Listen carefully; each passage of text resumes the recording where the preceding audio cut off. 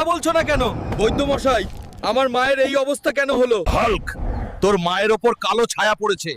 আজকের ভিতরে তোকে লাল বাজ পাখির পাখা নিয়ে আসতে হবে, না হলে তোর মা আর কখনোই উঠবে না। মায়ের জন্য আমি চন্দ্র সূর্য সব এক করে দিতে পারি। আজ দরকার হলে এই বাজ পাখির জন্য এই পুরো পাহাড়কে আমি ধুলোয় মিশিয়ে দিব। এই বাজ পাখি, এখনই তোর পাখা আমাকে দিয়ে দে। তোর গায়ে কোনো জোর নেই হাল্ক, তুই আমার সাথে পারবি না। আমার মায়ের দোয়া আমার উপর আছে, তোর মতো বাজ পাখি আমার কিছুই করতে পারবে না। হাল্ক, আমাকে ছেড়ে দে, আমি হার মেনে নিচ্ছি।